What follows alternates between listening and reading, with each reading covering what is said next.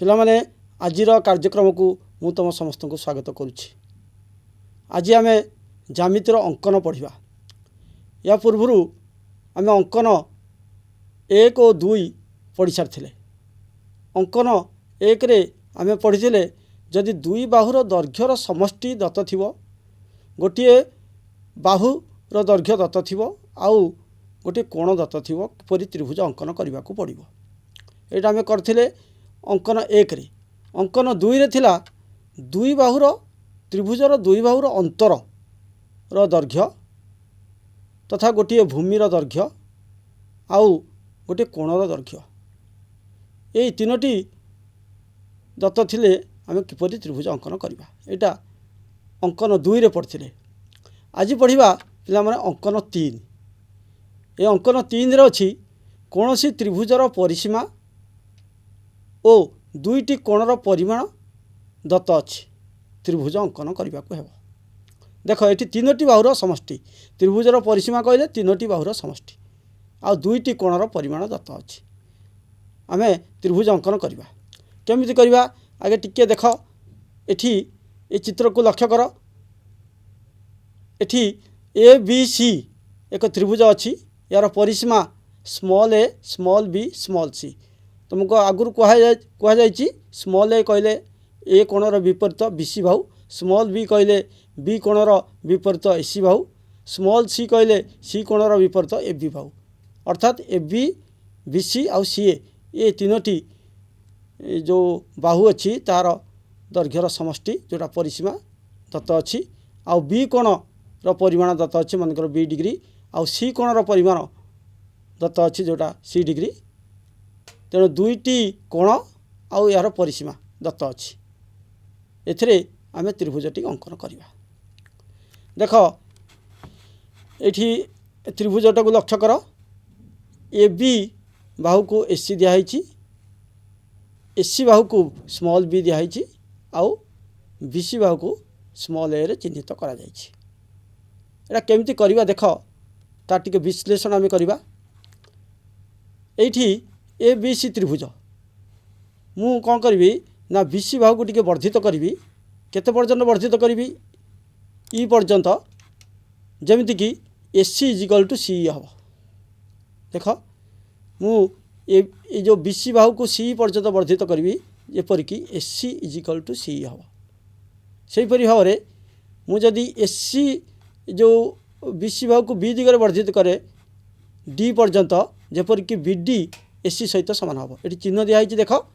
ଅର୍ଥାତ୍ ACଟାକୁ ଖୋଲିଦେବା, ଆମେ C ସହିତ ରଖିଦେବା ଆଉ ABଟାକୁ DB ସହିତ ସମାନ କରିବା। ସମାନ କଲେ ଏଇ ଯେଉଁ DE ଯେଉଁ ରେଖାଖଣ୍ଡ ପାଇଲେ ସେଇଟା ହେଉଛି ତା'ର ପରିସୀମା। କାରଣ BC ତ ଅଛି ଏଠି ACର ପରିମାଣରେ ବା ACଟାକୁ ଏଠି ଅଙ୍କନ କଲେ, ଏଠି ହେଉଛି ABଟାକୁ ଅଙ୍କନ କଲେ। ତେଣୁ D ହେଉଛି ବୃତ୍ତର ପରିସୀମା ଆମେ ନେଇଗଲେ। ତାପରେ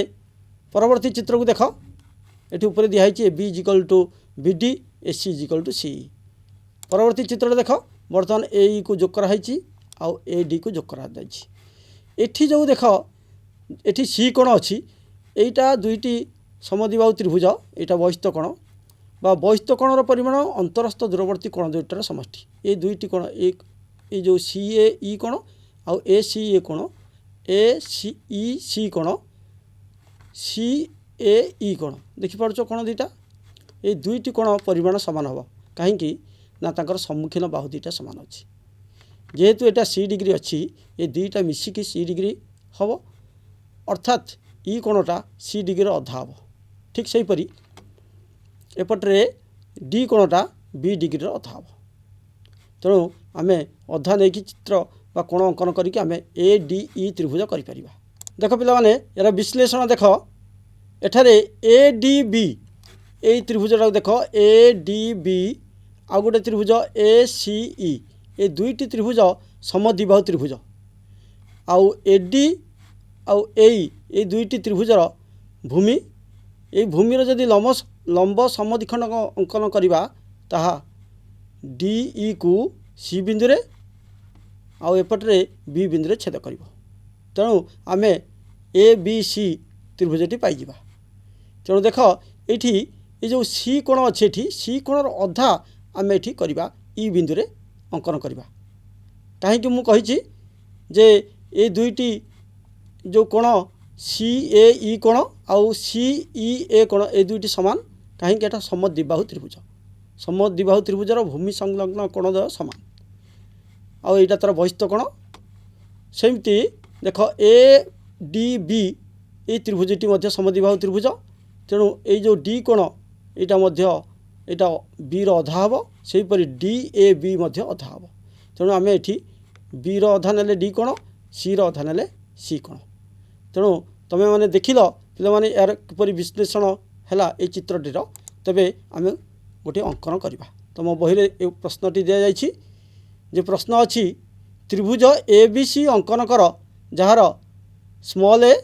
plus small B plus small C equal to 11 centimetre आउ बी कोण 60 डिग्री आउ सी कोण देछि यार 75 डिग्री देख मु चित्रटी अंकन करछि जस्ट रफ डायग्राम करछि ए बी सी तार 60 डिग्री बी कोण सी कोण 75 डिग्री तबे आस पिला माने आमे देखिबा एटा किपरि अंकन करा जाउछि मु एठी अंकन करबी तमे एठी देखिबो मु एठी स्केच पेन रे अंकन करी कहीं चित्रटा टिके परिष्कार देखिबो किंतु तमे पिला माने तमे पेंसिल साहाय्य करिवो पेंसिल टिके शार्प करिवो शार्प पेंसिल साहाय्य अंकन करिवो मु टिके एठारे स्केच पेन व्यवहार करूछि कहीं तुमको देखा चित्रटा स्पष्ट हम आउ एठी टिके रंगीन पेपर व्यवहार करछि जोटा कि क्लियर देखा जिवो जे प्रथमे देख एबीसी अंकन करबा आमे कोन करबा प्रथमे आमे एक्स वाई गोटे रेखा नहीं जिबा रेखा खंड आमे अंकन करबा केते ना आमे प्रथमे परिसीमा अंकन करबा पूर्व आगे नहीं जिबा गोटे रेखा खंड ता मध्यरु आमे परिसीमा देछि 11 सेंटीमीटर वर्तमान स्केल रे आमे 11 सेंटीमीटर माप करके नबा देख मु एठी 11 सेंटीमीटर दउछि 11 सेंटीमीटर मो स्केल रे तेणु तुम 11 सेंटीमीटर माप करके नब आमे पाइबा मुझे एक्स वाई रे नामित करी एक्स वाई तापरे तुमर देछि गोटे बी कोण 60 डिग्री तार अधाटा 30 डिग्री मु एक्स बिंदु अंकन करी ता 60 डिग्री अधाटा देख 60 डिग्री कली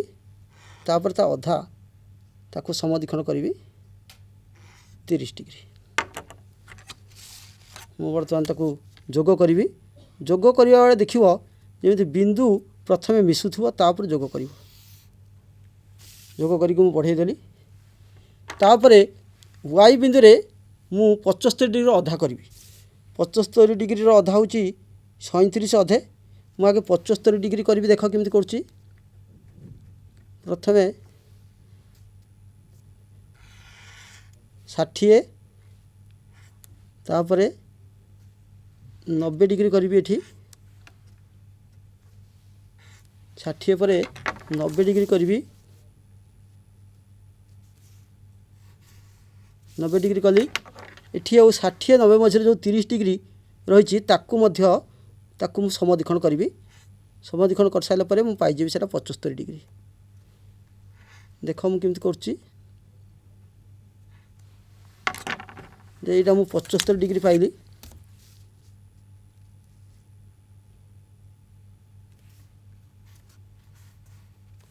पचहत्तर डिग्री पाइली कि मोर दरकार 37 अधे 75 डिग्री अधा करी पुणी जो 75 डिग्री कहली पाइली ताकू अधा करी देख 75 डिग्री मु अधा कर देख मु जॉइंट करछि जोग करछि अधा कली एटा पाइगली ए बिंदु पाइली देखिल पे माने मु 60 डिग्री अधा 30 डिग्री कली ये 75 डिग्री अधा 37 अधे अंकन कली तापर कौन करी ना ये जो एक्स आउ ए वाई ये दुटा समद्विखंड करी कहीं एक्स हूँ एक समद्विबाहु त्रिभुजर भूमि मु समद्विखंड कले अधार बेसी नहीं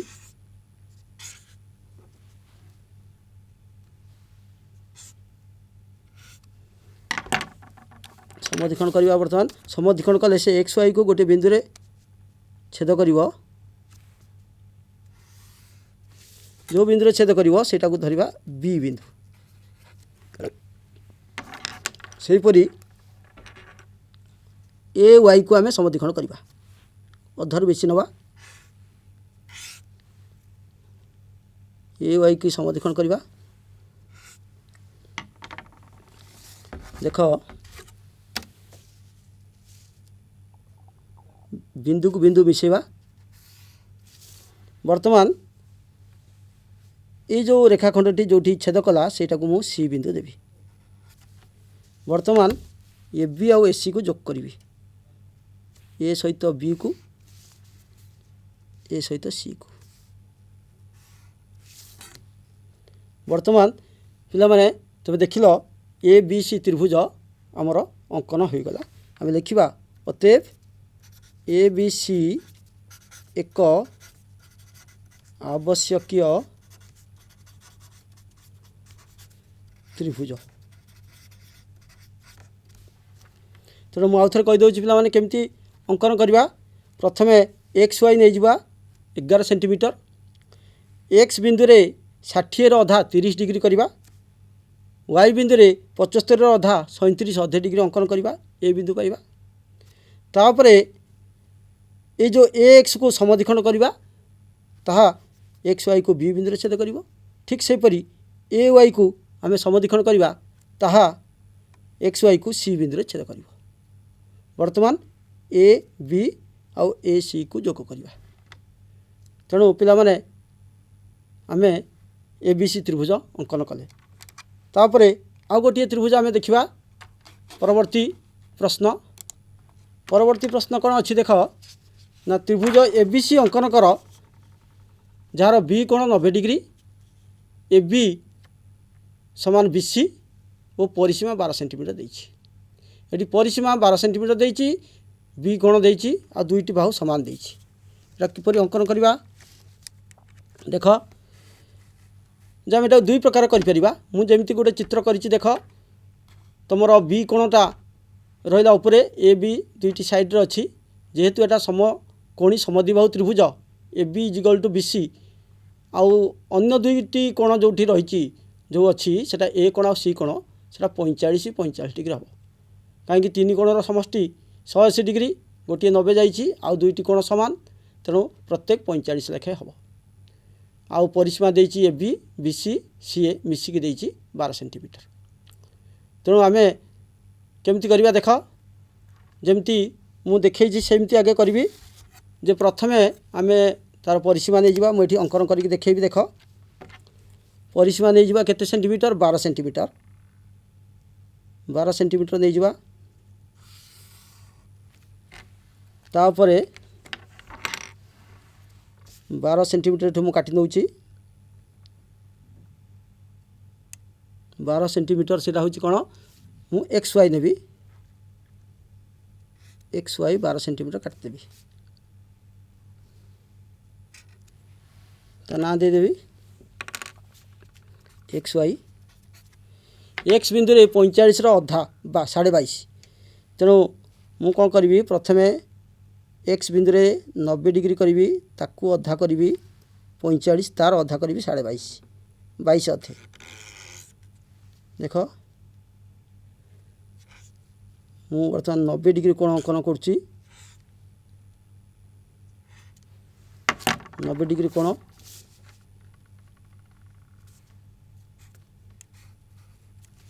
90 डिग्री को पुणी अधा करी अधार बेसी नहीं कि चाप काटी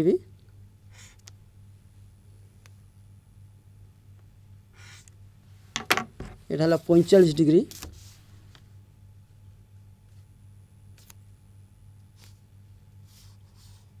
तार अधा नेबी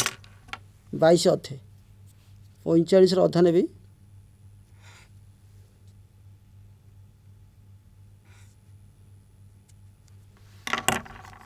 देख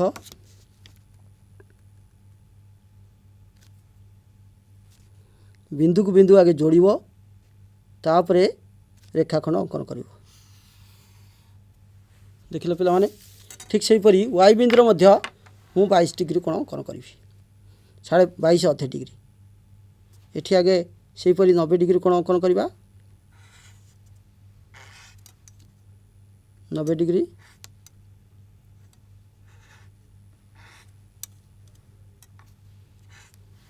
डिग्री कोण अंकन कर सारा परे 90 डिग्री तार अधा नवा 45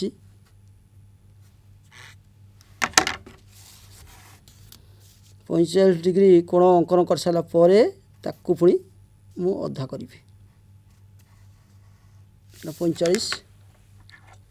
तार अधा हूँ 22 अधे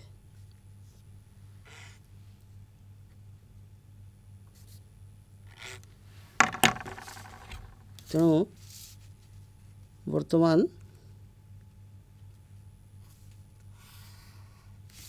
मु त्रिभुज पाईगली BXY त्रिभुज वर्तमान शीर्ष बिंदु मु पाईगली बी बिंदु एबे XB ये जो समकोणी समद्विबाहु त्रिभुज भूमि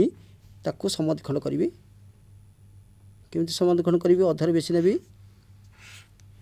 देखिए चाप काटिबी टिके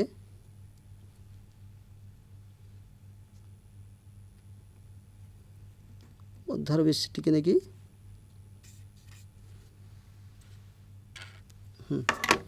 बर्तमान देख ये जो समद्विखंड कली भूमिटा को ताहा XY को जो बिंदु रे छेद करिवो ताको ए बिंदु देवी ठीक सेहीपरि BY को मु समद्विखंड करी BY को समद्विखंड करी देख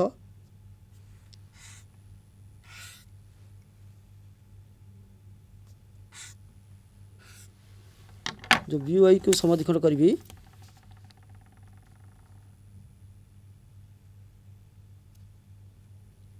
मु चिन्ह देवी आगे बिंदु देवी बिंदु देकी समद्विखंड करी तो जो बिंदु रे हमर XY को छेद कला ताकू देवी C बिंदु वर्तमान मु BC को जोग करी आउ AC को जोग करी ये देख BAC त्रिभुज मु पाईगली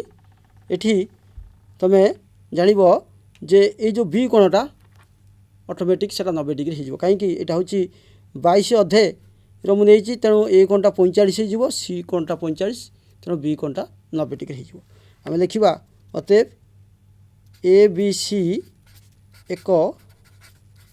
आवश्यक त्रिभुज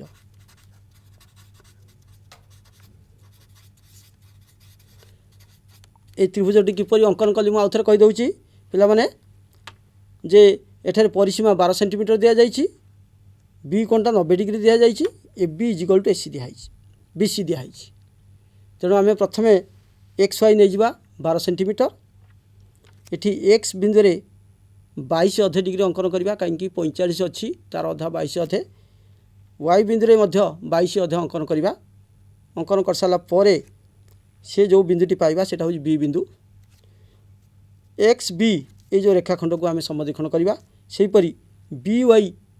जो अच्छी रेखाखंड टी ताकू समद्विखंड करवा तेणु XY को सेटा ए आउ सी बिंदु रे छेद कला AB आउ BC को जोग करवा आम पाइबा त्रिभुज ABC पिला माने ये अंकन टी तमे बुझी पारथिबो मु जेमिति प्रोसेस रे अंकन टी कली तमे सेमति करिवो तापर आम परवर्ती प्रश्न को जिबा देख ये परवर्ती प्रश्न अच्छी देख तार प्रश्नटी कौन अच्छी ना त्रिभुज ABC अंकन कर जार small a equal to small b तार परिसीमा अच्छी 10.7 सेंटीमीटर आउ ए कोण अच्छी 75 डिग्री ये त्रिभुजटी आम अंकन करवा ये देख चित्र को लक्ष्य कर मु ABC त्रिभुज अंकन करी गोटे चित्र नहीं एठारे स्मॉल ए जोटा देख स्मॉल ए BC बाहु स्मॉल b जोटा AC बाहु ये दुईटी सामान अच्छी आउ ए कोणटा देछि 75 जदि ए कोण 75 हेबो तबे एसी आउ बीसी बाहु सामान होइथिबारु बी कोणटा भी 75 हम आ सी कोणटा 30 डिग्री हम आम सी कोण सहित किसी संपर्क ना आम ए कोण आ बी कोण दुईटा दरकार तेणु ए कोण 75 बी कोण 75 आउ तार परिसीमा देछि 10.7 तेणु आम कौन करवा प्रथमे ए बी नहीं जिबा 10 बा ए बी नुहे आम एक्स वाई नहीं जिबा 10.7 तापरे एक्स बिंदु रे 75 डिग्री अधा 37 अधे सेपटर मध्य 37 डिग्री अधे अंकन करवा अंकन करले आम ए सी एक्स वाई त्रिभुज पाइबा देख मु बर्तमान अंकन करुच्ची जे प्रथमे आम नबा केते एक्स वाई 10.7 सेंटीमीटर 10.7 सेंटीमीटर नबा मु गोटे रेखाखंड नेली ता मध्यरु मु 10.7 काटी नेबी देख स्केल को देख मु 10.7 नौची 10.7 मु काटी नेली तापरे एटा ना देवी एक्स वाई ए बिंदु रे 75 डिग्री रो अधा 37 अधे आगे 75 करी तापर तार अधा करी देख पिता माने केमिति मु करछि 37 अधे प्रथमे 90 60 तापर 90 60 रो अधा मु बर्तन ना प्रथमे 90 करी 90 कर सारा पर 60 और 90 मध्य जो 30 डिग्री अच्छी ताको अधा करी सेटा मु पाइली 75 डिग्री एटा मु पाइली 75 डिग्री अधा करी तेबे सेटा मु पाइली केते ना 37 अधे 75 डिग्री अधा जोग करी ये बाहुटी अंकन कली 75 डिग्री ठीक से परी वाई बिंदु रे मध्य 75 रो अधा करी बर्तमान 90 60 तापर 90 अंकन करी देख पिला माने केमती मु अंकन करछि तबे सेमती अंकन करिवो तापरे 75 डिग्री कोण अंकन करी एटा होची 75 डिग्री कोण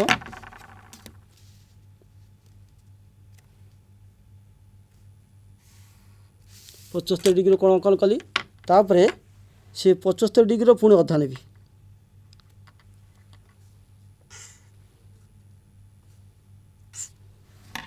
बर्तमान 37 अधे मु उभय पार्श्व पाईगली ताको जोग करदबा ता ना दबा सी ऊपर जो बिंदु छेद कला सी बर्तमान सी एक्स वाई ये त्रिभुजटी पाई जोटा कि सम द्विबाहु त्रिभुज सी एक्स जा सी वाई भी सिया बर्तमान सी एक्स जो सेटा आ गोटे सम द्विबाहु त्रिभुजर भूमि से भूमि को मु समद्विखंड करी देख समद्विखंड केमती करुच्ची आउटे अधिका नहीं जावा पाइलानी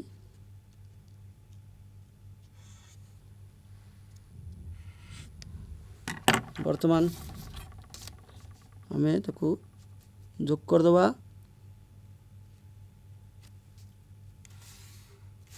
ये जो बिंदु पाइले एटा ए बिंदु दबा ठीक से परी सी वाई को समद्विखंड करवा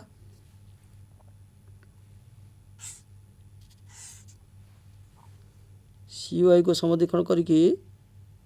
आमे जोठी छेद करछि सी वाई को समद्विखंड कर सारा पर जो बिंदु पाइली सेटा होची एक्स वाई को छेद करछि जो बिंदु सेटा होची बी बिंदु तेणु ए बिंदु पाइली बी बिंदु पाइली बर्तमान सी ए को जोग करी सेपरी सी बी को जोग करी बर्तमान ए बी सी त्रिभुज मु पाइगली ए बी सी त्रिभुज लिखिवा ए बी सी एक आवश्यक त्रिभुज। अच्छा पिलामाने ये त्रिभुज अंकन करने पूर्व तार टिके रफ चित्र बा विश्लेषण चित्र तुम ऊपर कर एमती मु गोटे रफ्रे कर तेणु तुम से रफ्रे से चित्र रे कौन कौन देछि से डाटा गुड़ाक सब लिख आउ तापर अंकन कर कारण रफ चित्र निहाती दरकार से ताकू देखी तुम पूरा चित्रटी अंकन कर तेणु कौन कौन देथी से प्रश्न रे कौ बाहु देछि कौ कोण देछि सेटा को आगे उल्लेख कर तेणु मुझे आउ थे कहीदे कौन कर प्रथमे पे एक्स वाई जो अच्छी परिसीमा नहीं जीव केते ना 10.7 सेंटीमीटर तापरे तार एक्स बिंदु रे 75 अधा 37 अधा अंकन कर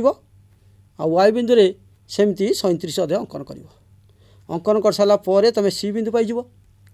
तापर एक्स और सी ये जो बाहुटा को समद्विखंड कर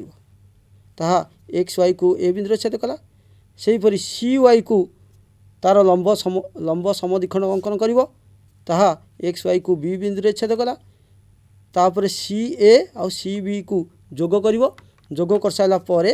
तुम ए बी सी त्रिभुज पाइब। हाँ पिला माने ए प्रश्न टी देख एक समबाहु त्रिभुज अंकन कर जार परिसीमा 12 सेंटीमीटर तेणु आम ये त्रिभुज टी अंकन करवा समबाहु त्रिभुज देती अर्थ तार 3 कोणर परिमाण आमको जना अच्छी प्रत्येक कोण 60 डिग्री किपरि अंकन करवा देख तेणु मुझा को केमी अंकन करी जे ठीक से हीपरी आगपरी मु आगे तार भूमि अंकन करी देख प्रथमे आमे एक्स वाई नहीं जावा एक्स वाई नहीं ता भितर आम जो परिसीमाटा 12 सेंटीमीटर आम काटिदवा 12 सेंटीमीटर 12 सेंटीमीटर नहीं गली देख नहीं सारा पर जेहेतु 60 डिग्री देची से आम ये एक्स वाई नहीं करी प्रत्येक बिंदु रे आम 30 डिग्री कोण अंकन करवा कारण 60 डिग्री अधा 30 डिग्री कोण अंकन करवा यहाँ करने को बहुत सहज कारण 60 डिग्री जिते कोण अच्छी 60 डिग्री कोण सब सहज तेणु से सहज कोणर समद्विखंड आम करवा एपटर सेमती मुझे कर दिए तापर जोग करी हूँ 60 डिग्री तापर तार अधा बर्तमान देख दुई पार्श्व मु 30 डिग्री कोण पाईगली ताकू जोग कर दूची एपटर सेमती 30 डिग्री कोण पाईगली ना देदेवा यहाँ हूँ ए एक्स वाई बर्तमान एक्स जो बाहुटा को आम समद्विखंड करवा देख ठीक सेमती एपट साइड अंकन करवा तापर आम जोग करदे मु ये जो ए वाई को समद्विखंड कली तार समद्विखंड रेखा टाणिली पुणी ए एक्स को समद्विखंड कली तार समद्विखंड रेखा टाणिली तेणु जो दुईटी बिंदु मु पाइली सेटा हूँ बी आउ सी बर्तमान बी सी को जोग कर ए सी को जोग कली आ ए बी को जोग कली तेणु बर्तमान मु ए बी सी एक समबाहु त्रिभुज पाइली अतएव ए बी सी एक समबाहु त्रिभुज।